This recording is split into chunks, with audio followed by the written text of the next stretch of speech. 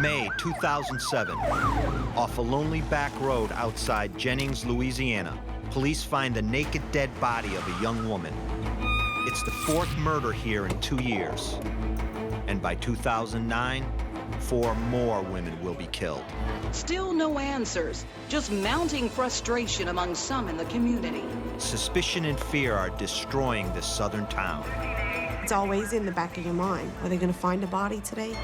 Can a fresh take on the mystery lay the people's fears to rest? I'm M. William Phelps, best-selling crime author, and I have an obsession. Serial killer, cold cases. Now, nearly 10 years later, investigators say they still need the public's help. For me, it's personal. My sister-in-law was murdered, and her killer has never been caught. These killers are still out there. Their victims deserve justice, and just one new clue could make all the difference. I don't have a badge, but I do have something the cops don't have. Someone who understands the dark mind of a murderer. Nobody can hear her scream. Because he is one.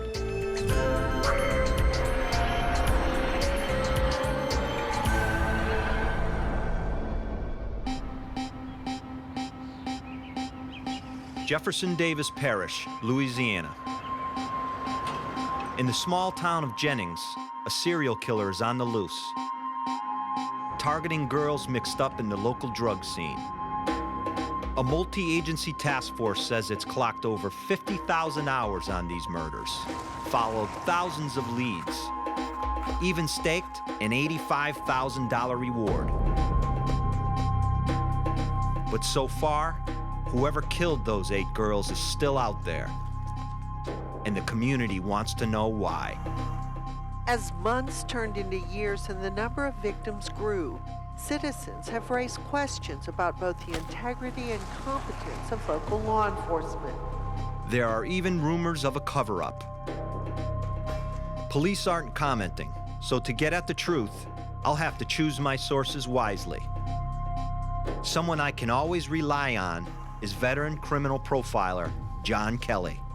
He knows this case, and he thinks 8 victims could be just the beginning. Yeah, this guy's not done. I don't know where he's at, but this guy's not done until they catch him. The first thing that jumps out at me is, in such a small community, how is this guy flying under the radar? He must be local, so he doesn't arouse suspicion, or an experienced predator who no one sees coming. Just keep some of that for me. I need to get another predator's take on this, so I've asked Kelly to call his insider. A convicted serial killer, he is codenamed 13. For 10 years, Kelly's been sharing his cold case files with 13 to get a killer's perspective on unsolved murders.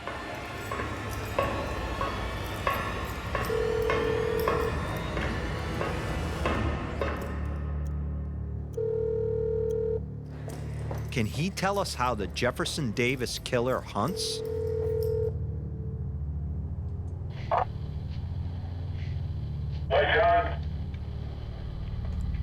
We've got 8 girls murdered here over 4 years.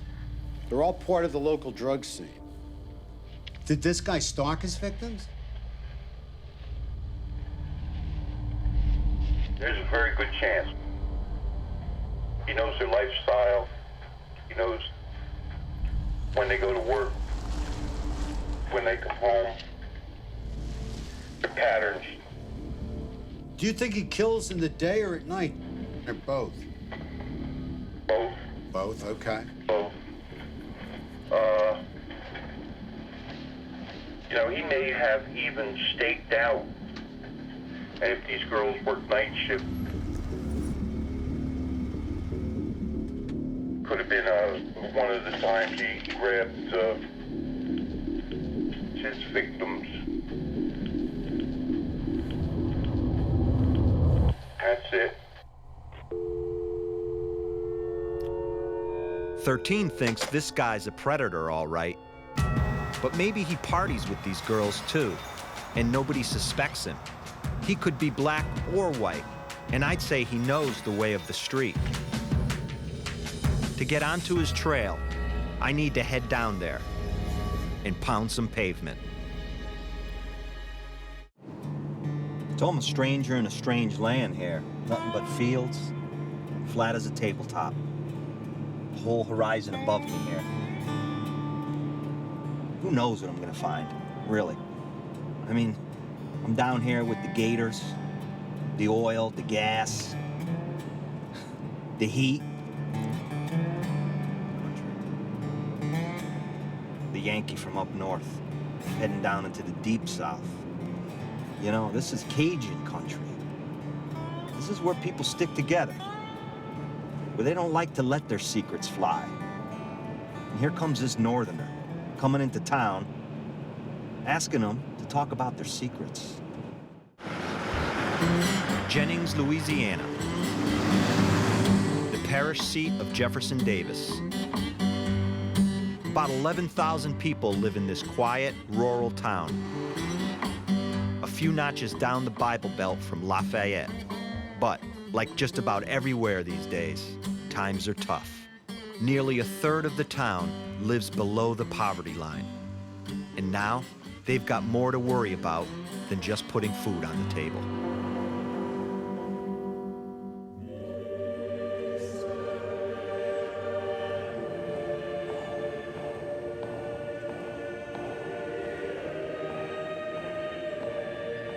These girls were mothers. They were daughters. They were cousins. They were human beings. I'm going to be on my knees a lot down here, praying for these girls, that's for sure. I'm a Catholic. And that part of me drives me, keeps light shining in. And with all this darkness, all this evil, I need the light to shine in. So do these girls.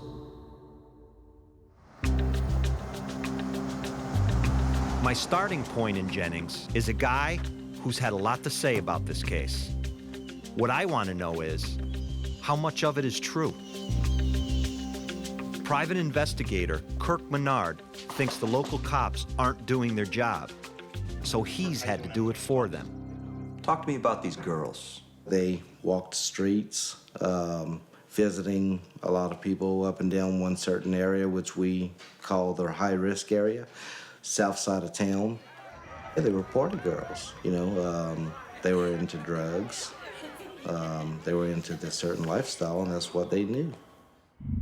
Girls like Loretta Chason Lewis, a 28-year-old mother of two, and the first to go missing.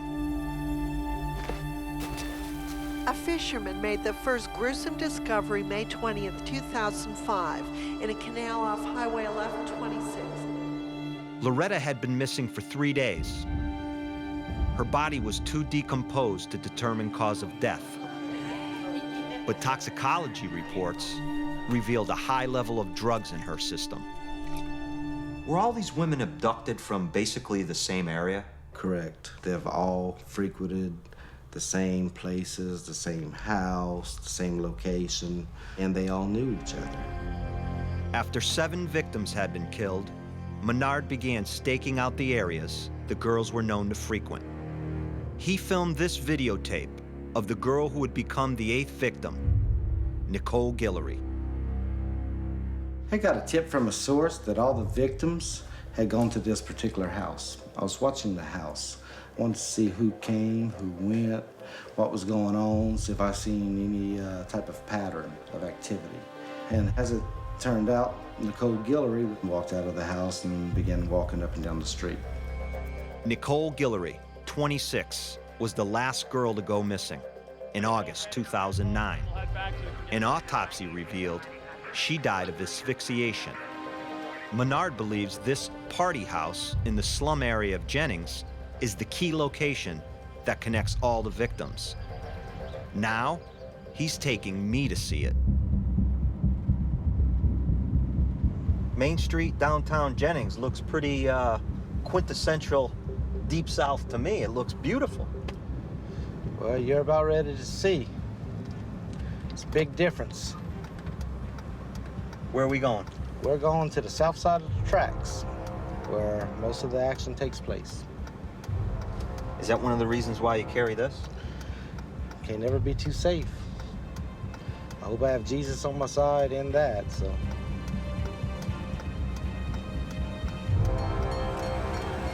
Well, let's do it then.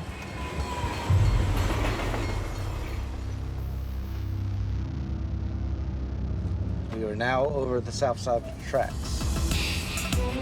In Jennings, Menard says south of the train line is known as the Badlands. Drugs and poverty have these streets in a deadly grip. So this is where everything went down. This is where everything went down. Brittany Gary ended up disappearing from this store right here. 17-year-old Brittany Gary was the 7th girl to go missing in Jennings in November 2008. Last seen in this convenience store. Next seen lying in the long grass out on Keystone Road, 3 miles from where the first victim was found. She'd been asphyxiated, and a cocktail of drugs was found in her system.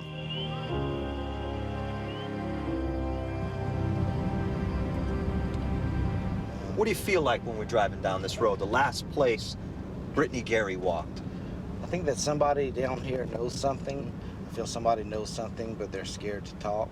I don't know if they're scared of law enforcement or the actual killer or killers, but they're scared of something. So people are tight-lipped around here. Yes, very much. This is south side of the tracks. So you can get anything you want down here, huh? Pretty much, yes. Cocaine? Anything, ecstasy. It all happens here. This is actually the street where I caught Nicole Guillory on. And there's the brown house where she sat on the steps at, coming up to the left. So that's the party house right there. That's the party house. We have a source that puts every last victim right there. One consistent line in all these murders is that the victims were high. They had drugs and alcohol in their systems. I'm not telling you that's not true. All these girls were connected. They all knew each other. The whites and the blacks of these girls, they knew each other. If they all knew each other, did the killer know them too? Or at least know their weakness? Their need for the drug overrides their fear. That's what I believe happened in this case, is they were lured with drugs by someone they trusted. There are 8 families grieving in this town. Some of them hired Kirk Menard because, he claims, they were tired of waiting for police to act. He wants me to meet one of his clients, Mike Dubois, brother of victim number 4, Whitney Dubois. Mike has first-hand experience of life in the Badlands. Mike has been on the streets, he's lived there, he's been around all these people. Mike's done a lot of drugs, huh? Mike's done a lot of drugs, and that's something that he has not denied. But do I trust a guy who's done a lot of drugs? Do you think so? It's those type of people that can open doors for you, especially in this type of case. Well, let's see what he has to say. Let's do it. For a small-town private investigator, Menard has a lot of information. And I'm starting to wonder, is this case as cold as it seems? Do you think you know who did this? Yes. Jennings, Louisiana has lost 8 young women in just 4 years, and the killer's still out there. With 8 women now dead in Jeff Davis Parish and the person or persons responsible still at large, it seems surprising to see many women out alone.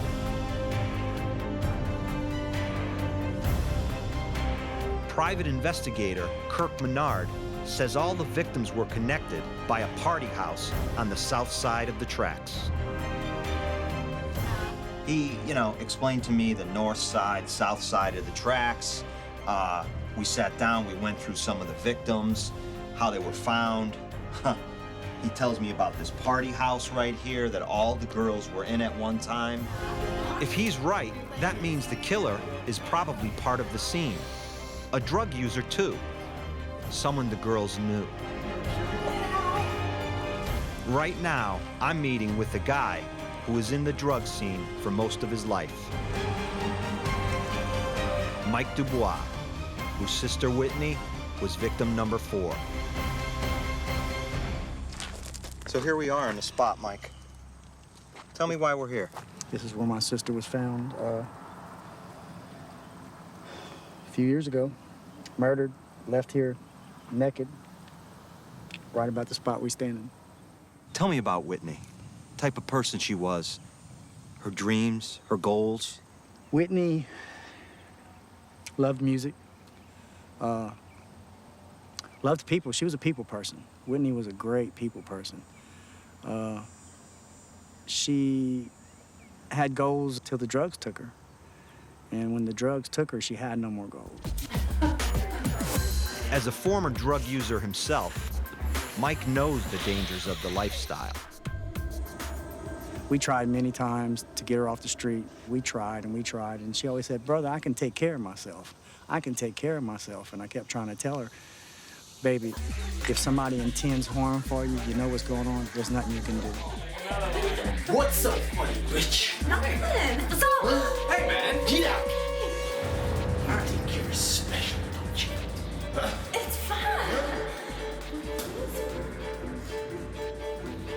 According to Mike, Whitney was last seen at the party house on the south side of town.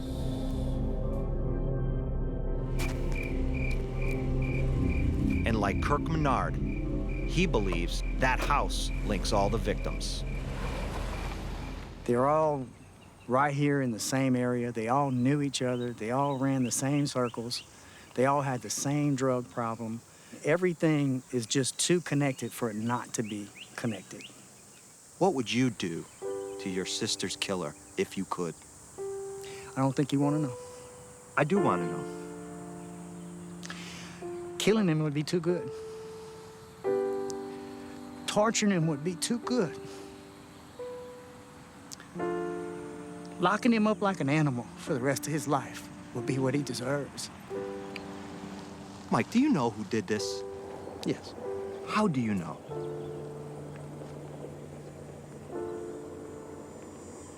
From information that Kurt and I have gathered, from what I know, tells me who it is. Mike Dubois and Kirk Menard suspect a local white male connected to the party house who cannot be identified for legal reasons. He knew all the victims and has admitted taking drugs with them at the party house. In May 2007, he was arrested for the murder of victim number 3, Kristen Lopez. But he walked free when the key witness against him suddenly recanted her evidence. Police say he hasn't been ruled out, but Mike's opinion is they bungled the case. I believe that they have made so many mistakes in chain of evidence, in simple investigative work, that I think it's going to be hard for them to get a conviction. A lot of people wouldn't talk to law enforcement because they don't trust them. They've had a long past history with the people in law enforcement here of corruption, dirty tactics, trickery. Nobody would trust law enforcement. These are serious allegations, but Mike goes even further. His theory is police don't want the truth about these crimes to come out because it will expose their own involvement in the dark world south of the tracks. You have law enforcement officers that were involved in drugs. You have law enforcement officers that were involved in what they call tricking these girls, which is sleeping with them. You have law enforcement officers providing favors for them. You also have law enforcement officers that were providing these girls, I believe, to some very high-up politicians. But why? Why kill these girls? They either knew too much saw something they wasn't supposed to, involved with people they shouldn't have been. I've had lots of theories on it. But when you say they knew too much, what the hell does that mean? They knew something way too much about either law enforcement or the drug trafficking around this town, or both, that I think were connected together. I don't know. I'm not buying Mike's conspiracy theory. Murder and cover-up? Not likely. To keep that a secret, the entire task force would have to be in on it.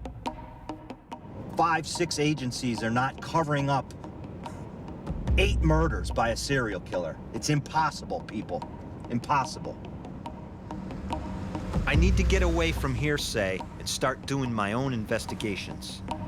So I'm heading to the site where one of the victims was dumped to see if it gives me any clues. In May 2008, victim number 5, 23-year-old Laconia Muggy Brown, was found here next to a police shooting range.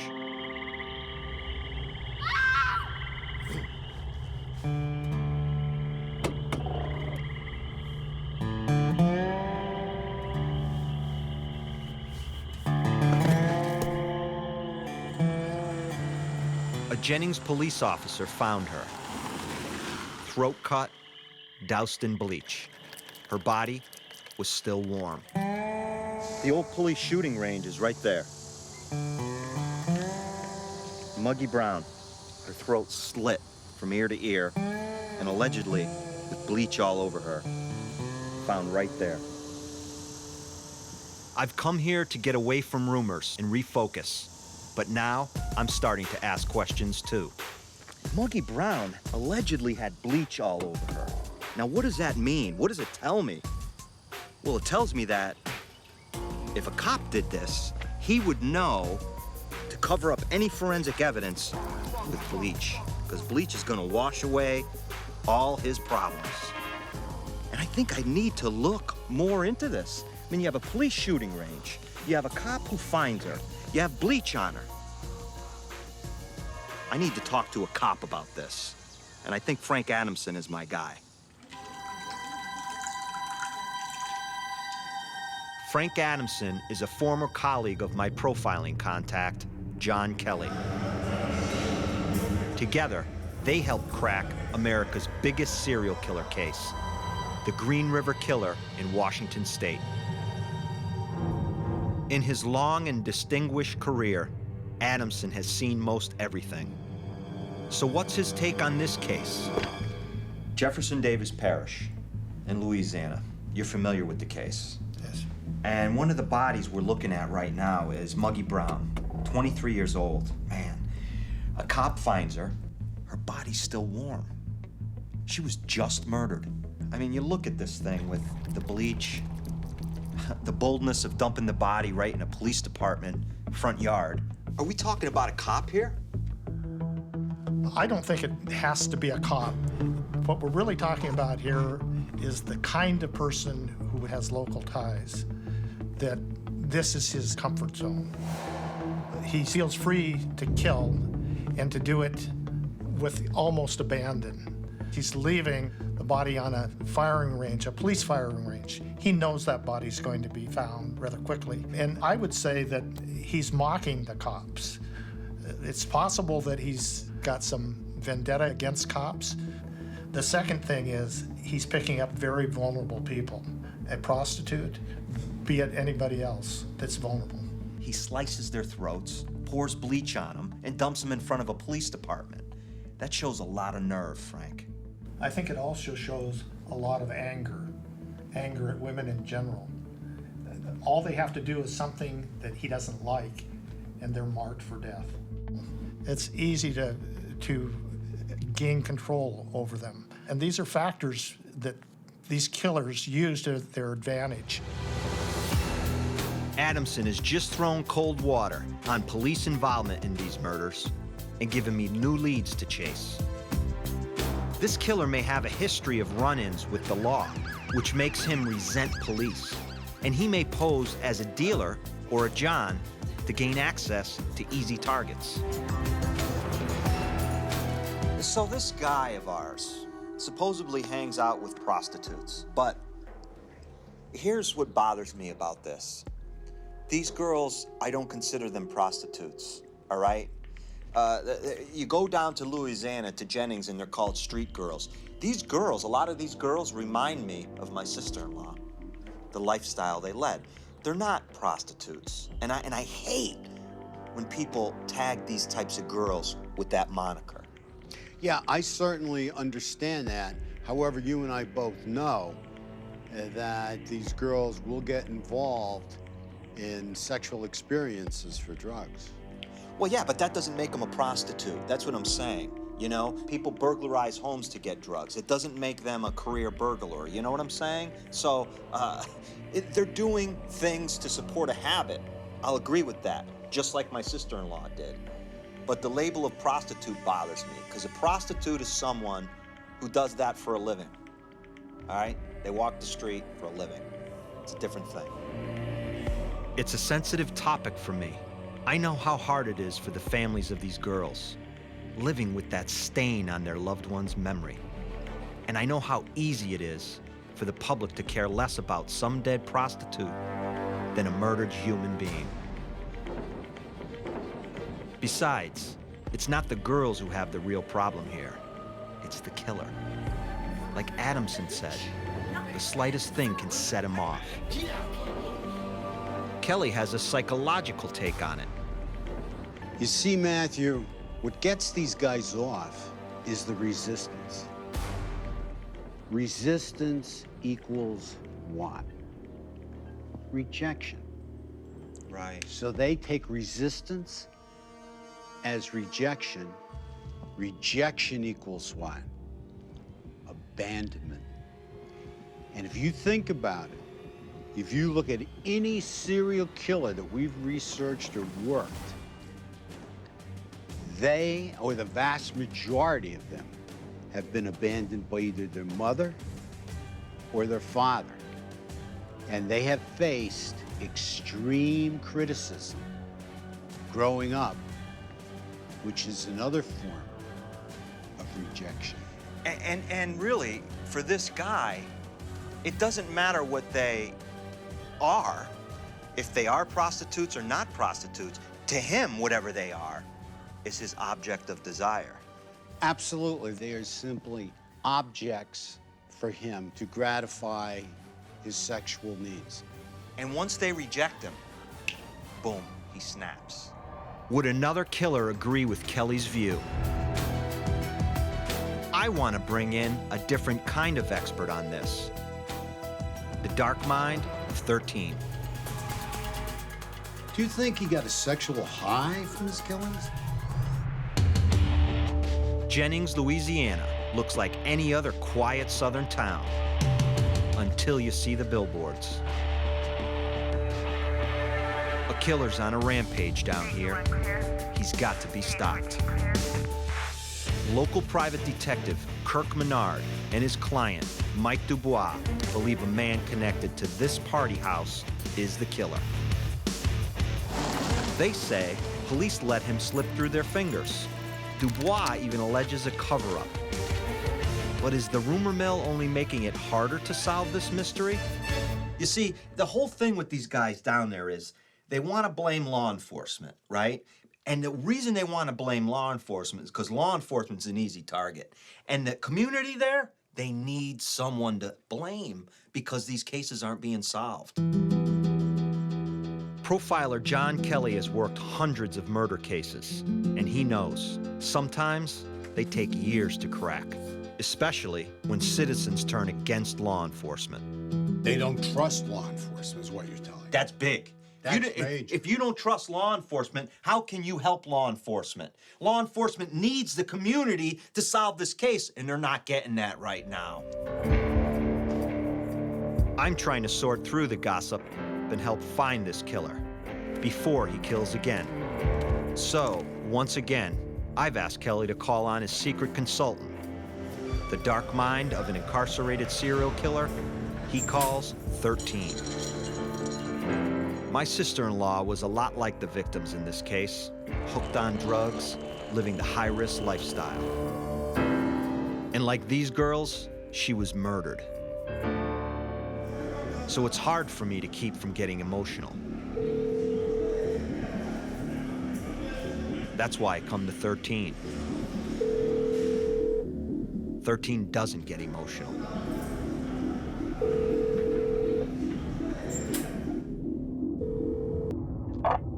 How are you? Okay, John. Good. Do you think he hangs out with prostitutes a lot? Oh, yeah. Do you think he kills every prostitute he goes out with? No, not everyone. Why do you think that is?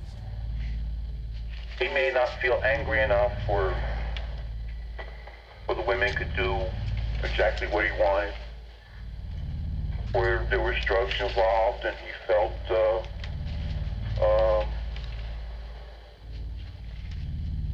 good.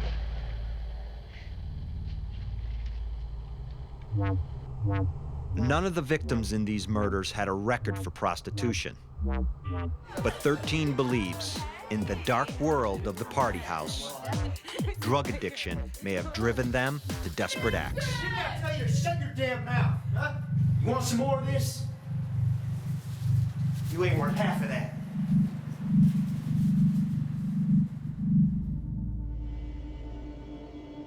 I've seen girls out there that to keep from becoming a prostitute, they would go to these large department stores and steal clothing. And they'd have somebody that they could send these clothing to. After a couple of times getting caught for shoplifting, they turn to prostitution. It's just, only takes 1 or 2 times. They get the hang of it. That's it.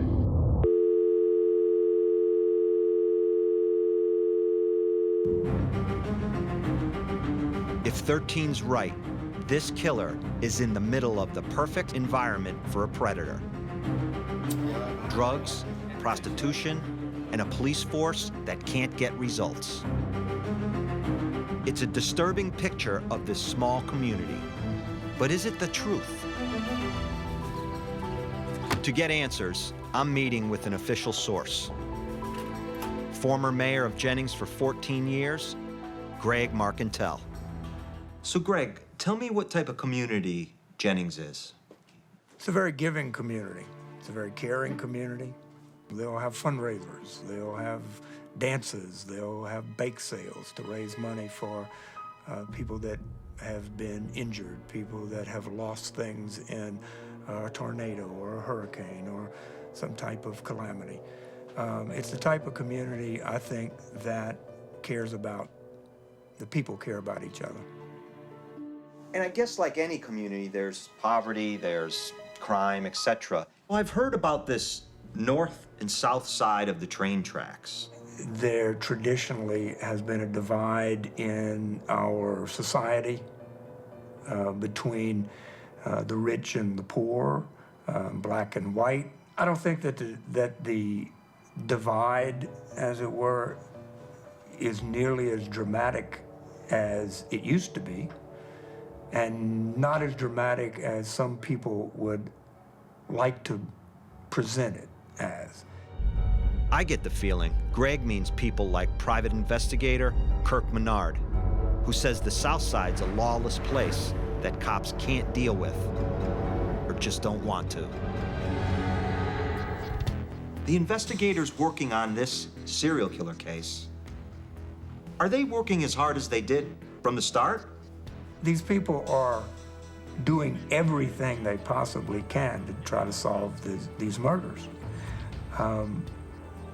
I don't believe for a moment that they haven't been solved because somebody's covering something up, because the people involved are inept. I know just the opposite. I know that the people who are involved are extremely competent. If it were easy to solve it, it would have been solved. because the people who are trying to solve these problems, they're the ones spending the sleepless nights. They're the ones working 16-hour days. They're the ones following hundreds and hundreds of leads, trying to get to the bottom of this. They're not hiding something so they can prolong this horrible situation. They don't get paid by the hour. They don't get paid by how many leads they dream up. They're sincerely trying to solve this problem. And it's just an extremely difficult situation. The former mayor has a point. Undermining the local cops isn't helping make this community safe from a killer. I understand why victims' families reach out to private investigators when police progress is slow. Families sometimes look to me for the same reasons, so I get that. But I'm always careful not to get in the way of the official investigation. When you get a private investigator involved in an open serial killer case, what happens? The cops lose all sense of trust where they need it the most, which is inside this small community. That's where the answers are here. I need to confront Kirk Menard about his role in this case. And to find out, is he hiding something? If you develop evidence in a serial killer case and it's found that you hadn't turned it over, that's obstruction of justice. Jennings, Louisiana has a murder rate that's got locals jumping at their shadows. 8 girls dead in 4 years, and the killer is roaming free. The community's desperate for answers. While information is hard to come by, many believe the answers are on the streets, in the circles these girls travel by day and by night. Some victims' families have been so frustrated, they've hired PI Kirk Menard, thinking he might do what police haven't yet: find the killer. But I'm thinking that reinforcing the divide between local cops and the community isn't helping. I still have my clients to represent, and it's not unusual to hire a private investigator when they're leery of law enforcement. They've hired me to give them another avenue, sources to come through and go ahead and submit my information to law enforcement. But if this case could be solved with you withdrawn from it, would you do that? Of course I could. Would you withdraw from the case? If my clients asked me to withdraw. What if the police asked you? If they asked me to withdraw, then yes, I would. You would? Yes, I would. Totally withdraw from the case? Yes, I would. Because I think that's what needs to be done. You know why I say that? Not because I got anything against you. I don't even know you personally. Right. But I know that you're working there. What's happening is they're going to you now. The people on the street. Right. They're not going to the cops anymore. That's wrong. If they're going to you, and Mike is bad-mouthing the cops, and he's with you, that's a major problem. And I have actually asked them to call the police when I get calls in, and they say they won't call police. They say, if you don't take it, I'm not giving it to nobody. Yeah, that's a bad position. That's a very bad position. Yes, and it puts me in a catch-22. They want to give me, do I just let them hold that information inside, or do they give it to me? What? See, I would step away. If it was me, I would step away, because if I'm hindering an investigation, I would be concerned about being brought up on charges of obstruction of justice. From years as a victim's advocate, I sympathize with Kirk's situation.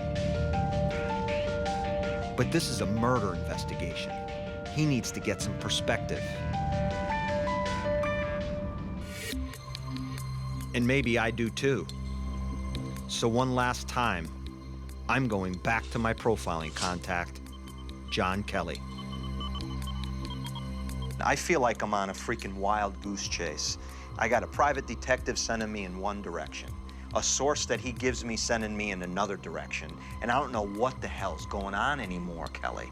Well, I think you need to relax, take a step back, analyze the situation. Let's have a chat with our man in the box. Kelly's right. To catch a killer, I need the insight of a killer. Has 13 got anything more to say? Hey, John.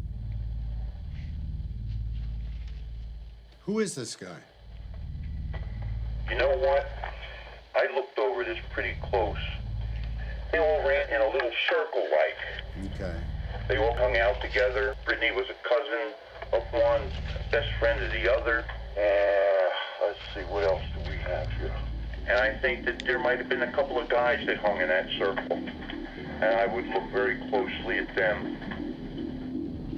He's a friend of the family.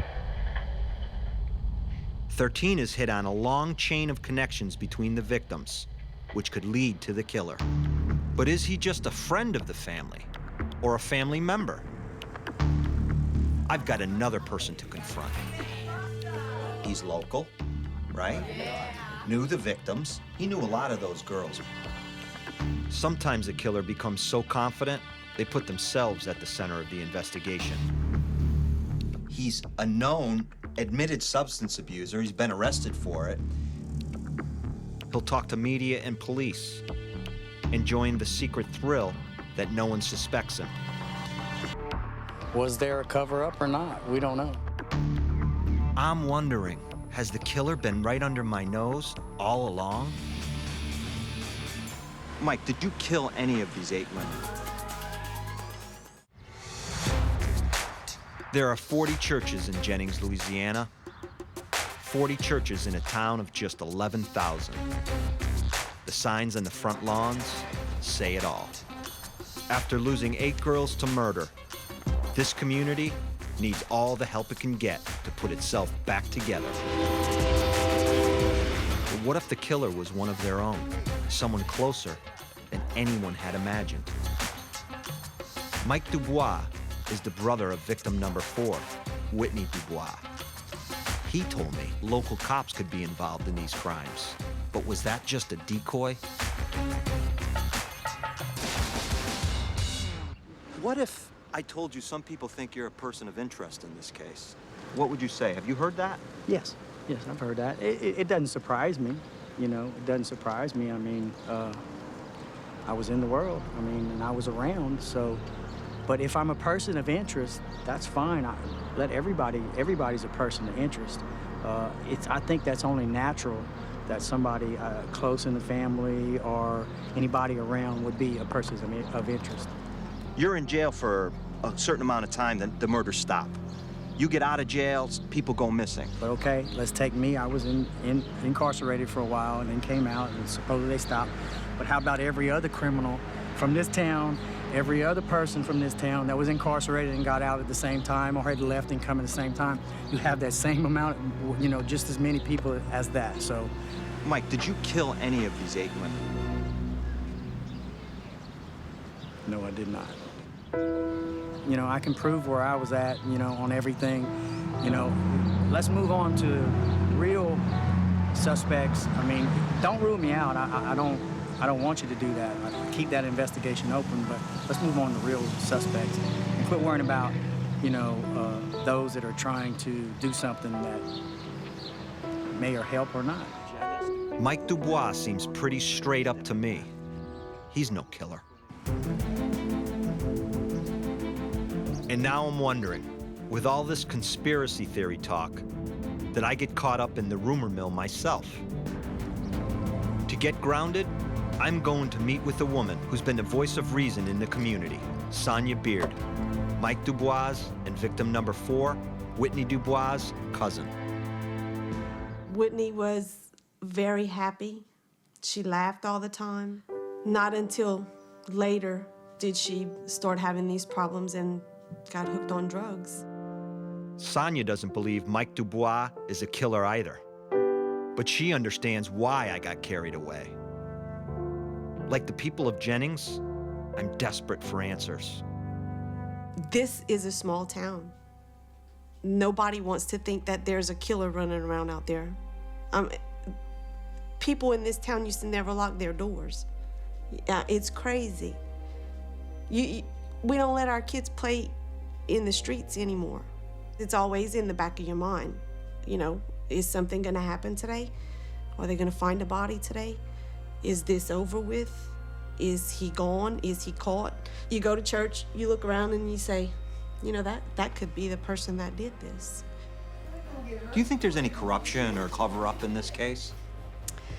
You know, I used to think that way. I did. When it first happened, because of all the rumors that were going around and everything that was said, I did. I thought, oh my God, it's someone in law enforcement. Until I had this detective assigned to this case. I speak to my detective every day, and I call him my detective. He's the one that was assigned to Whitney's case. Every day, we have become friends, and I trust him. I trust him. So what would you like to say to anyone out there who make that claim that the police aren't doing anything to solve this case? I would say that they need to become more involved and look at it and talk to the detectives and talk and not just talk to the media and say and hear what the media is saying and the people in town. Go see, go hear, go listen to what the detective has to say. Sonia believes it's time the community stopped fighting itself and started giving police the support they need to catch this killer. If you know anything, I don't care how little you think it is, please go to the cops. All of these girls, they all need to be laid to rest. All of these families need closure. And it's just horrible. We've had so much go on that it boggles my mind to think of what has happened in the past few years. Our families were so close. We were together every Sunday at Whitney and them's house, eating dinner. A bunch of us, always. The thing I remember most, I'm sorry, is her big smile. She was always smiling. I'm sorry. Sonia, who did this? I wish I knew. I wish I knew who did this. I don't know. I think when this killer's caught, I think a lot of people will be surprised. I think everybody's gonna say, oh wow, we didn't suspect that at all. Right now, the multi-agency task force is still working on these murders round the clock. There is an $85,000 reward posted for information leading to the killer's capture. But the town of Jennings is still nervous, waiting for an arrest. Any information you have, no matter how small, could help crack this case.